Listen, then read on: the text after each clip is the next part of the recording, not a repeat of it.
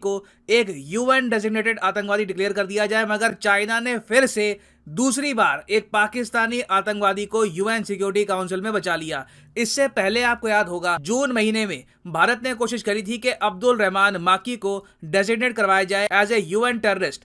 China ने उस वक्त भी ब्लॉक कर दिया था और रिसेंटली एक दिन पहले ही इंडिया ने चाइना के डबल स्टैंडर्ड्स को लेकर चाइना पे प्रेशर बिल्ड किया और उसके अगले ही दिन हमने देखा है कि चाइना ने एक और पाकिस्तानी आतंकवादी को यूएन सैंक्शन से बचा लिया ना। यहाँ पे ऑब्वियसली आप सोचेंगे कि चाइना ये सब क्यों कर रहा है, तो इसका मेन पर्पस है पाकिस्तान को FATF की ग्रे लिस्ट से बाहर निकालना। इस वीडियो में मैं आपको समझाऊंगा कि ये सारे स्टेप्स किस तरीके से पाकिस्तान को FATF ग्रे लिस्ट से बाहर रखेंगे और जो मोस्ट रीसेंट आतंकवादी चाइना ने बचाया है अब्दुल राउफ अजहर के नाम से, इसकी कितनी ज्यादा एक पुरानी और कड़वी हिस्ट्री है विद इंडिया, ये भी हम डिस्कस करेंगे। बहुत कुछ आपको जानने को मिलेगा, मगर सबसे पहले तो यहाँ पे आपको जानना होगा कि अब्दुल राउफ अजहर ने किस तरीके से इंडिया की जो फाइट है अगेंस्ट टेररिज्म इसको भारी नुकसान पहुंचाया था और अजीत डोभाल क्यों इस केस में पर्सनली इतने इंटरेस्टेड होंगे। देखिए, पहली बात तो अब्दुल राउफ अजहर यंगर ब्रदर है, छोटा भाई है मसूद अजहर का। मसूद अजहर आपको पता होगा इसने 26/11 हमले करवाए थे। उसके अलावा भी भारत में जो वेरियस आतंकवादी हमले हो चुके हैं उसमें मसूद अजहर इन्वॉल्व रहा है। मगर अब्दुल राउफ अजहर का सबसे बड़ा गुनाह ये नहीं है कि ये एक यूएन डेजिग्नेटेड आतंकवादी के साथ मिलकर काम करता है, उसका भाई है। इंडियन पर्सपेक्टिव से जब भी हम ये नाम देखते हैं अब्दुल राउफ अजहर, हमको याद आता है 1999। ये वो साल है जब एयर इंडिया की फ्लाइट 814 हाईजैक हो गई थी। हुआ क्या कि एयर इंडिया की एक फ्लाइट थी, ये नेपाल से जा रही थी इंडिया में, मगर अनफॉर्चुनेटली कुछ आतंकवादी पैसेंजर्स बनकर फ्लाइट पे चढ़ गए और फ्लाइट को रास्ते में ही हवा में ही हाईजैक कर लिया। पायलट के सर पे बंदूक रख दी और ये कहा कि ये फ्लाइट ना अब तुम लेके जाओगे सीधा अफगानिस्तान के शहर कांदाहार में, और उसके बाद जो फ्लाइट लैंड करनी थी इंडिया में उसको ले जाया गया कांदाहार में। वहां पे फ्लाइट लैंड हुई। अब इंडिया के लिए प्रॉब्लम यह थी कि उस वक्त अफगानिस्तान में यूएसए था नहीं, यूएसए अफगानिस्तान में 9/11 के बाद आया है। उस वक्त अफगानिस्तान में राज था तालिबान का और तालिबान के बहुत ही ज्यादा गहरे लिंक्स थे पाकिस्तान की ISI के साथ। तो इंडिया का हाईजैक प्लेन अफगानिस्तान की धरती पर खड़ा रहा, मगर इंडियन मिलिट्री कुछ यहाँ पे एक्शन ले नहीं पाई क्योंकि तालिबान ने इंडिया के मिलिट्री एक्शन को ब्लॉक कर दिया था। अब इस दौरान यहाँ पर पिक्चर में आते हैं अजीत डोभाल साहब। अजीत डोभाल साहब भारत सरकार की तरफ से यहाँ पर नेगोशिएट कर रहे थे, बातचीत कर रहे थे आतंकवादियों के साथ कि जो बहुत सारे यहाँ पर पैसेंजर्स हैं, करीब 180 से ऊपर पैसेंजर्स थे यहाँ पर, इनको किन शर्तों पे छोड़ा जाएगा, यहाँ पे आतंकवादियों को क्या चाहिए। और इस दौरान अब्दुल राउफ अजहर ने एक शर्त ये रखी कि इंडिया में जो 3 बड़े आतंकवादी कैद है इनको छोड़ा जाए, तभी ये जो हाईजैक फ्लाइट है यहाँ से लोगों को रिहा किया जाएगा। और इंडिया को मजबूरी में आके सिंस अपने पैसेंजर्स को हमको बचाना था, हमें बहुत बड़े बड़े आतंकवादी रिहा करने पड़े। ये आतंकवादी थे मुश्ताक अहमद जरगार, अहमद उमार, सईद शेख और मसूद अजहर खुद। जी हाँ, 26/11 का मास्टरमाइंड 1999 में रिहा किया गया, नहीं तो इससे पहले ये इंडिया की जेल में था। अब यहाँ पर आप पूछोगे तो एटलीस्ट एयर इंडिया के जो यहाँ पर पैसेंजर थे वो बच गए।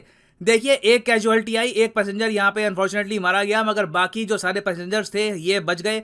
और अजीत डोभाल साहब ने काफी बार ये कहा है कि कांधार हाईजैकर्स का कुछ और हाल होता, इंडियन आर्मी इनको बहुत ही बुरी तरीके से मारती अगर तालिबान और ISI मिलके यहाँ पे काम ना कर रहे होते। ISI ने खूब सपोर्ट किया इन हाईजैकर्स को, तालिबान ने इतनी कोऑपरेशन करी नहीं इंडिया के साथ, और इसलिए इन दी एंड इंडिया को ये 3 आतंकवादी छोड़ने पड़े। और लॉन्ग टर्म में आप अगर सोच कर देखो तो इंडिया को भारी नुकसान हुआ। इन आतंकवादियों ने फिर कई गुना ज्यादा लोग इंडिया में और मारे। तो इसलिए मैं कह रहा था कि अब्दुल राउफ अजहर के केस में अजीत डोभाल साहब खुद भी इंटरेस्टेड होंगे क्योंकि इस आतंकवादी की वजह से कई इनोसेंट लोग मारे गए इंडिया में। अब आप सोच कर देखो, एक ऐसा आतंकवादी जिसने इतना बड़ा एक काम किया, जिसके बारे में नोन है कि ये मसूद अजहर का भाई है, उसके साथ मिलकर काम करता है। चाइना यहाँ पर कहता है कि इसके बारे में ना, अब्दुल राउफ अजहर के बारे में हमको 100% नॉलेज है नहीं, तो हम इसको यहाँ पर डिक्लेयर नहीं कर सकते as a UN designated terrorist. जबकि यूएन सिक्योरिटी काउंसिल में जो बाकी 14 कंट्रीज हैं, सब ने इंक्लूडिंग इंडिया ऑफ कोर्स, सब ने यूनिलैटरली कहा कि यह आदमी आतंकवादी है क्योंकि एविडेंस इतना बड़ा है आपके सामने। It is all well documented. Abdul Rauf Azhar की इन्वॉल्वमेंट सबको पता है कैसे थी यहाँ पर। मगर चाइना और पाकिस्तान आज के समय ये कोशिश कर रहे हैं कि ऐसा प्रिटेंड करे FATF की टीम के सामने कि मसूद अजहर, इसका भाई, इसके बाकी जो आतंकवादी ग्रुप के लोग हैं, ये सब एक्चुअली पाकिस्तान में है ही नहीं, ये मिसिंग है, ये शायद अफगानिस्तान में चले गए।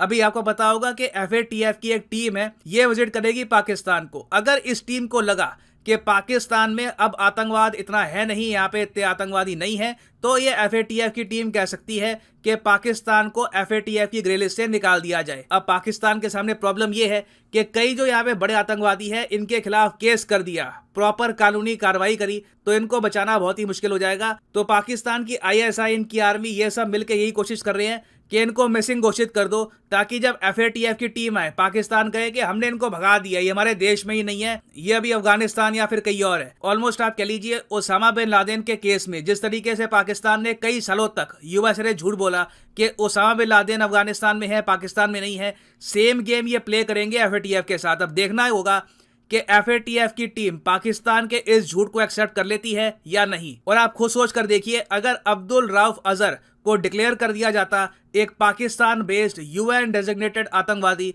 तो इससे FATF की टीम के सामने सीधा एक एविडेंस होता कि देखिए मोस्ट रिसेंटली, अभी बस रिसेंटली यूनाइटेड नेशंस के सिक्योरिटी काउंसिल ने फिर से एक पाकिस्तानी आतंकवादी को डेजिग्नेट किया है, एक UN डेजिग्नेटेड टेररिस्ट। तो कैसे आप पाकिस्तान को ग्रे लिस्ट से निकाल सकते हैं? तो चाइना देखिए यहाँ पर ऑलमोस्ट शेमलेसली पाकिस्तान की हेल्प कर रहा है ग्रे लिस्ट से निकालने की। और कहीं ना कहीं आप यही कहोगे ये डबल स्टैंडर्ड्स हैं। जब चाइनीज स्टूडेंट्स पे अटैक होता है इन पाकिस्तान, जब चाइनीज नेशनल्स पे अटैक होता है, तब चाइना बात करता है टेररिज्म की, मगर यहाँ पे नॉन टेररिस्ट जिन्होंने भारी नुकसान पहुंचाया इंडिया को, उनको चाइना हर तरफ से बचाने की कोशिश कर रहा है। अब यहाँ पर आप पूछोगे इंडिया के सामने ऑप्शन क्या है? इंडिया ने डिसाइड कर लिया है कि FATF की टीम को हम यही बोलेंगे कि देखिए पाकिस्तान में बहुत सारे आतंकवादी हैं, मसूद अजहर है, इसका भाई है, तो इस बेसिस पर पाकिस्तान को ग्रे लिस्ट से अभी निकालना नहीं चाहिए। देखना होगा इवेंचुअली कि FATF की टीम यहाँ पर क्या डिसीजन लेती है।